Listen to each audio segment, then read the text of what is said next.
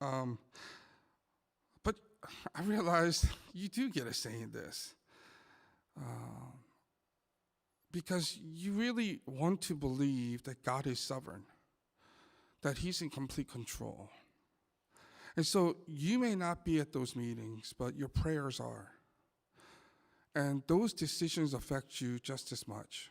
And so I hope you keep that in mind this week. And when you think about it, when you're reminded, I hope you keep it in your prayers. So today's message is from 1 Chronicles, chapter 15. Kind of skipped around this time. It's verse 2 to 4, and then 11 to 15. Then David said, "No one but the Levites may carry the ark of God, because the Lord chose them to carry the ark of the Lord and to minister before Him forever."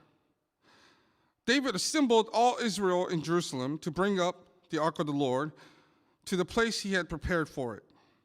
He called together the descendants of Aaron and the Levites.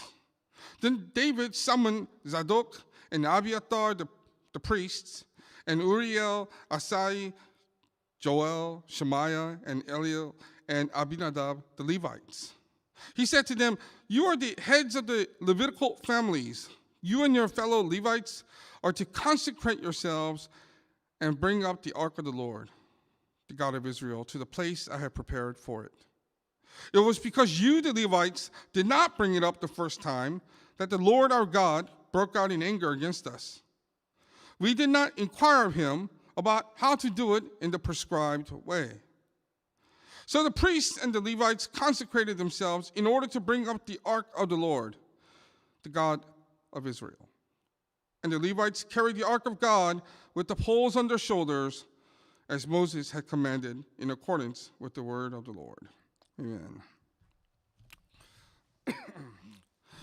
Last week's sermon, I've kind of began with talking about how time changes everything.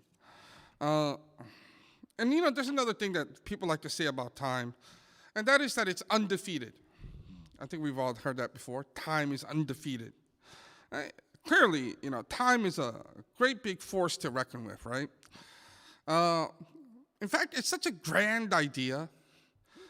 It's so complex that I think we have a very difficult time trying to understand it.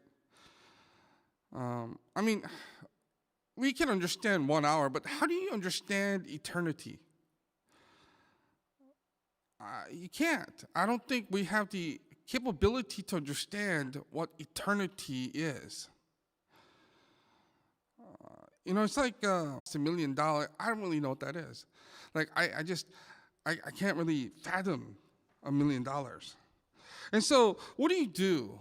You break it down so that you can kind of, into smaller units so that you can understand. So what do we do with time? We break it down to like days, weeks, months, years, right? And sometimes we even break it down into bigger gaps, like elementary school years, middle school years, high school years, and so on, right? But the thing is, that doesn't really change anything, because time doesn't stand still. Just because you break it down doesn't mean that time actually changed. Like, we've actually done nothing to time. So what do? Well, nothing. There's nothing you can do about that.